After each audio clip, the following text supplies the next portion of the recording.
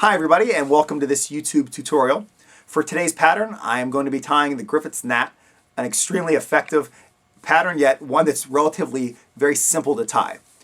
The reason that we call this, simple, and the simplicity in the pattern lies in the fact that there are really only two main materials.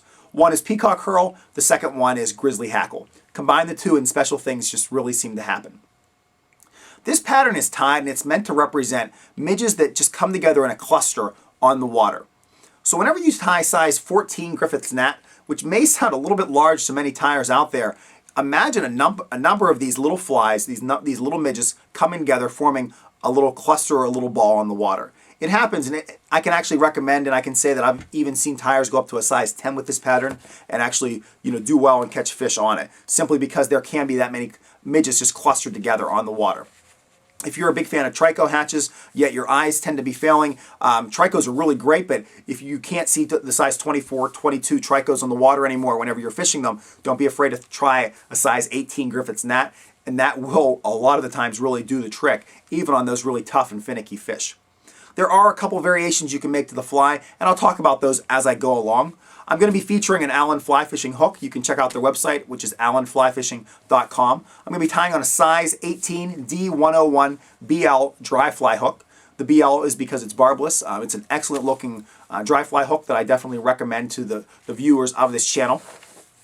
You're going to notice that as I tie the first fly, the first of three, the first one will be the original pattern for the Griffith's Gnat. I do have a couple changes that I kind of can recommend to it. I'll show you a few suggestions related to that pattern, but for the most part, I will fly through that pattern because there's tons of YouTube videos out there, and they're excellent, showing that original base pattern. So I'll go through my own version of it, if you even want to call it a version, just a couple adaptations to the original. And then I'm going to show you two other versions of the Griffith's Gnat that you can tie. One is considered the high visibility Griffith's Gnat, and I'll show you and I'll give you a couple tips and techniques on how you can make yours a little more visible on the water. And then finally, I'm going to show you a few little variations you can make to the actual color of the Griffith's Gnat. And I really recommend to people out there, think about the flies that are on your home waters and try to tie this pattern with that background knowledge related to those flies. If you do that, you have those certain color elements and they're integrated into this pattern. Special things might happen for you as well. This is a great pattern. Let me get into the first version of it. After each one, I'll stop the camera and then I'll reset the hook and I'll explain the next pattern that I'm tying. Again, all these are related to the Griffith's Gnat, and I'm tying them again on the Allen fly fishing hooks. Thanks everybody, and let me show you the materials for the first pattern. Alright, let's start tying. Again, I'm on the D101 BL hook from Allen Fly Fishing. Whenever I start off this, I'm going to leave my thread really long, and I'm not going to trim it. So I got about a 4-inch piece, which is probably longer than I need. But I'm just going to simply lash my thread to the hook. I'm going to let that piece extend. So again, it's probably 4 inches long, way too long for what I need, but I'm just going to let it extend straight out the back. I'm going to tie on my grizzly hackle first. I got a really nice grizzly hackle here. This is a size 18 grizzly hackle. If I put it over the front, you can see how it'll line up really nice for this hook. I have another hackle that I pulled as well. And this is right around that same length. So don't be afraid to start with a hackle either one size too small or even a size large for this fly, and just kind of vary it and see exactly what happens, because you never know what's really going to go on with this fly. There's a couple different ways that you can start this. Some tyers will recommend tying in the peacock first, some will recommend tying in the hackle first, and honestly it's probably just a personal preference, whichever one you do first. In this case, I'm going to tie in my hackle first, just so I can get that locked in. I'm going to tie in the peacock directly over it. If you notice, the hackle that I have, for the most part, it's a uniform piece.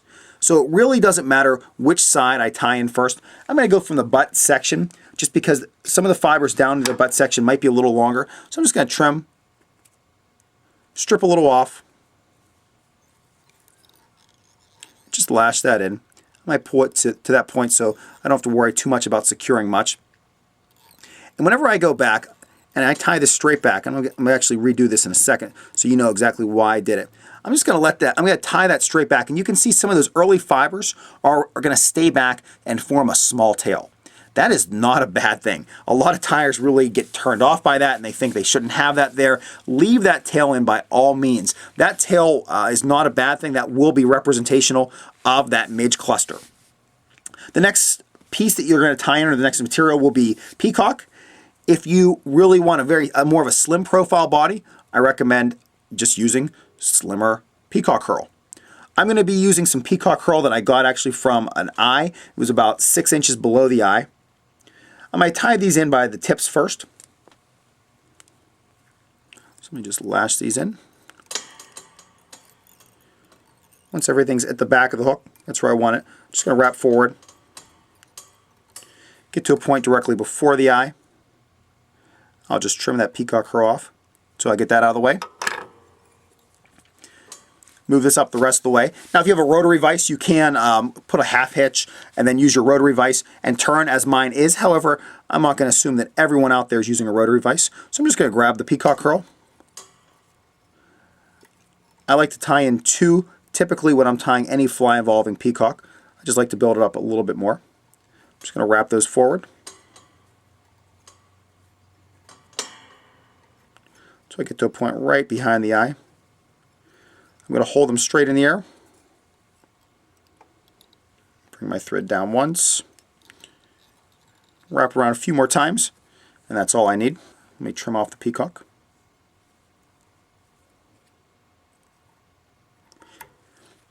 Now you'll notice a lot of tyers will then counter wrap the grizzly. I'm not going to counter wrap the grizzly. I can if I want, but I definitely don't have to.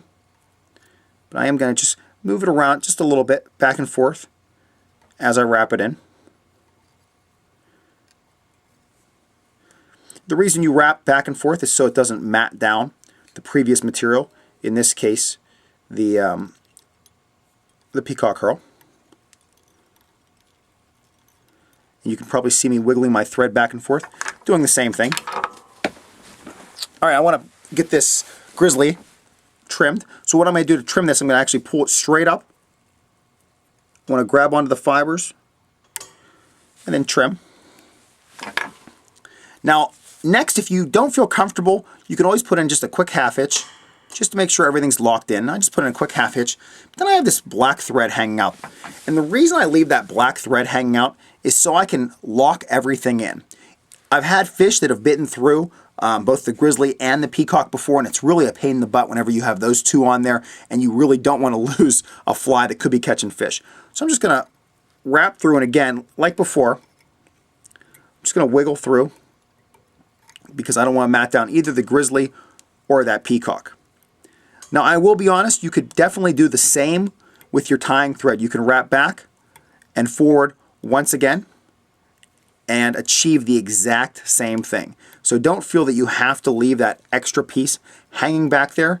The reason I leave that one piece hanging is I feel that it's less to just go back or go wrap forward once with that thread versus wrapping back with my actual thread on the bobkin and forward again.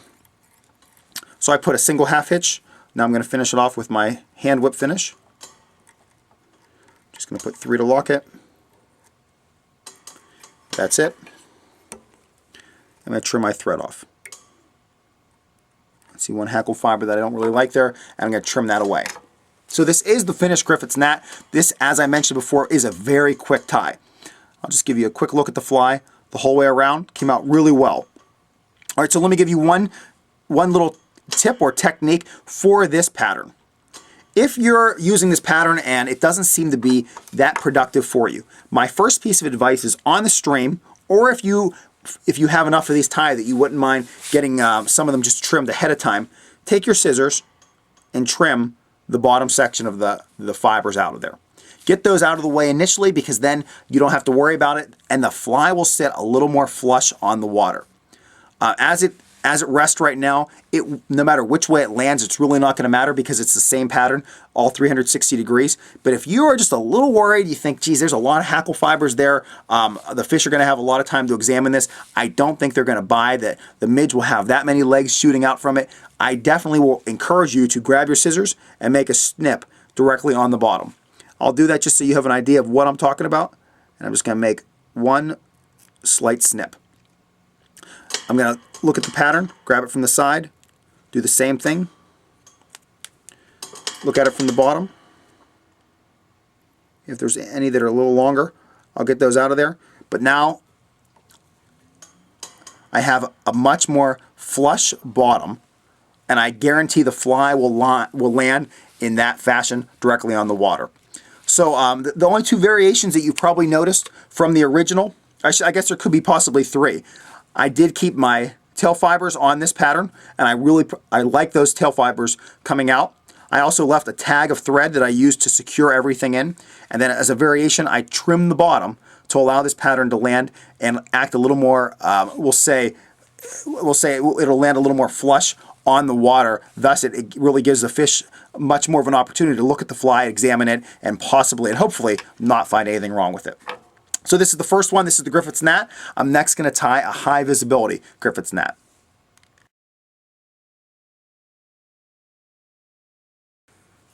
Alright, we're now on to the high visibility pattern. For this pattern, it's going to have a very similar start, where I'm going to leave a tag end of my black A-dot thread. But instead of lashing on my other two materials, what I'm going to first do is tie on something that's put out by Hairline, which is a parachute post wing. The color is fluorescent chartreuse. It comes out in a little piece like this. I'm actually going to pull some aside and cut just a little section of this stuff out. The reason I'm going to be using this color is because Grizzly, though it's just black and white, that really seems to blend in with everything else on the stream. If you're fishing a Griffith's Gnat early in the morning and you have 30 feet of line out plus your leader and your tippet, you might realize that it kind of is tricky to see that pattern out in the water. So adding a little post to it will really seem to just help this pattern just be extremely vibrant, and it will really improve your chances of seeing the pattern. Now, can you fish a Griffith's Gnat behind another dry fly? Absolutely. Do I recommend that? Absolutely. Is this an alternative if you want to just fish one dry fly? Yes, and this is a highly effective one at that. Now, what we're going to be doing with this post, we're going to be finishing the fly, then we're actually going to be kicking it up, similar to a Comparadon style, if you want to call it that, or a wing. Not necessarily a parachute post, but it will resemble all three of those. The one key though, I want to basically make sure it's lashed down to a point where once I tie everything else off, I only have to pull this up, put in a couple wraps in front of it to ensure that it's sticking straight up, and then finish the head of the fly. So don't be afraid to wrap forward a little bit to ensure that you're that far forward and to make sure that everything is kind of sitting the way you want it to. I'm going to wrap now back. I'm going to next tie in a piece of hackle. I see how much room I need to put in there. I'm just going to lash this piece in, make sure it's nice and secure. Then come back to that one point right there, pretty much where the body is tapering. And at that point, that's where I'm going to, again, trim a couple pieces of peacock. I'm going to tie them in right there at that little transition point to help taper my body. I'm going to tie these pieces in by their tips. So just have two nice little pieces of peacock. And then again, I'll go back to the base, to right at that bend, come back forward. Before I get too far forward, hopefully those peacock pieces have jumped up. They have, so I can just grab a hold of them and make a cut, not worry about trimming or accidentally trimming anything off that fluorescent chartreuse wing. Everything's now lashed in. Again, you can see I brought the thread the whole way to the front to that, basically it's almost like the point of no return. I grab a hold of my peacock herl, wrap these two feathers forward. I'm going to bring them as far forward as possible.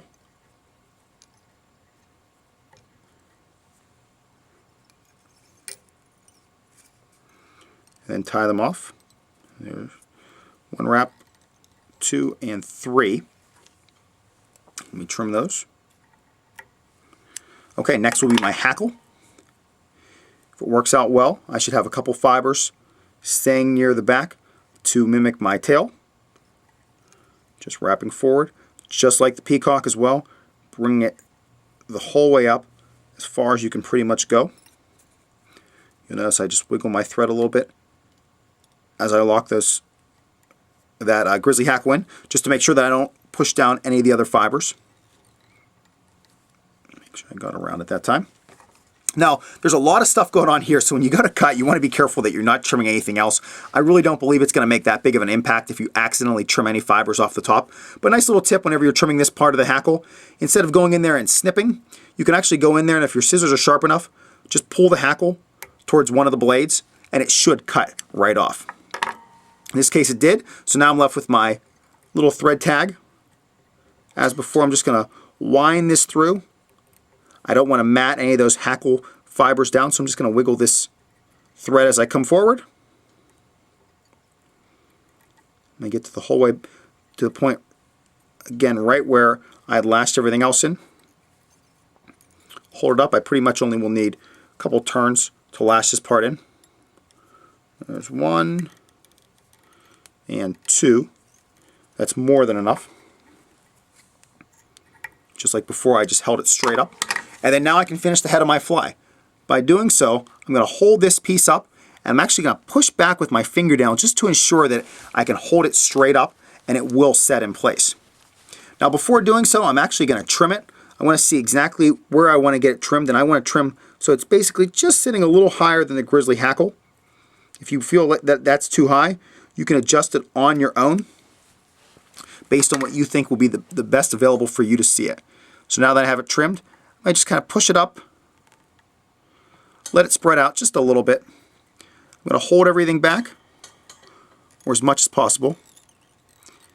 Just wrap a little bit towards the back. I only need a few wraps. I'm going to extend my thread, put in a half hitch. After I have the half hitch locking everything in place, I can relieve my thread tension a little bit.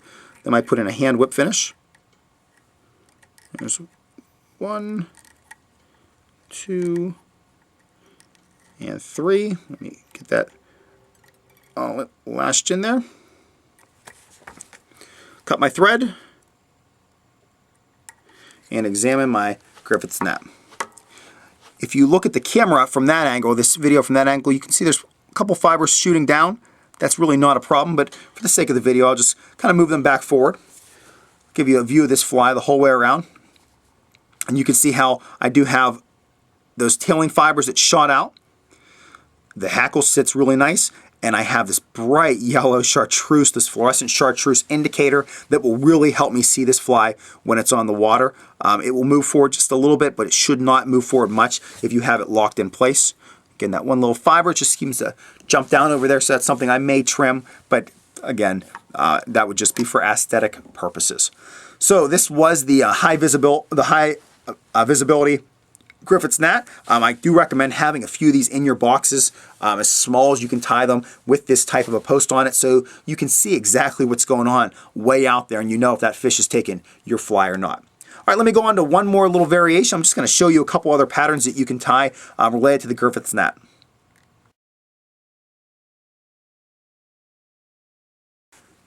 Before I finish this video, I wanted to show you a couple other variations of the Griffith's gnat. This is still in the Griffith's gnat style. However, I've used a lighter color grizzly hackle. It's more of a light dun color. It seems to give a little bit more coloration throughout the thorax and abdomen of the fly. You can also notice it's a much lighter tail than before. And then finally, I'm not using peacock herl on this fly. Instead, I've used ostrich herl. What's nice about ostrich herl is that it still has really long fibers. However, there's other shades of it available, which really makes for some other variations. In this case, this would represent some gray midges on the water. I've tied it in black too, and that's a really effective fly to have a black fly in the Griffith's gnat style. Here's a cream. This is, again, I still use that. It's a light dun colored grizzly hackle, except without no peacock this time, and it goes back to me using again that ostrich herl, which really puts a nice body on it, still builds up the body, yet you can again change the color to make it represent. And in this case, we'll just say this would be a light cream colored midge and a cluster of those midges on the water, still in the Griffith's gnat style. Then I'll go back to the second fly I tied, which will probably be different than most that you've seen before, and it's the high visibility Griffith's gnat. And this is without a doubt one of the most effective patterns that I have in my box. It just seems to work on a variety of fish in a variety of circumstances. So this will wrap up my YouTube tutorial on the Griffith's Gnat. Hope you enjoyed everything and learning about the different variations that this fly does offer you. And I really encourage you to get out there and try and experiment and get some of your own variations. You're more than welcome to post them as video responses to this one YouTube video that I've created for you. The featured hooks in this video are the D101BL by Allen Fly Fishing. That's allenflyfishing.com. And I was using a size 18. As I mentioned at the beginning, I tie these as large as 14, the whole way down to 24s, 26s, basically whatever I can get around that hook.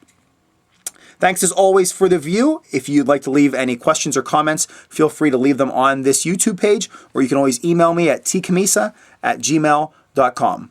Thank you, everybody.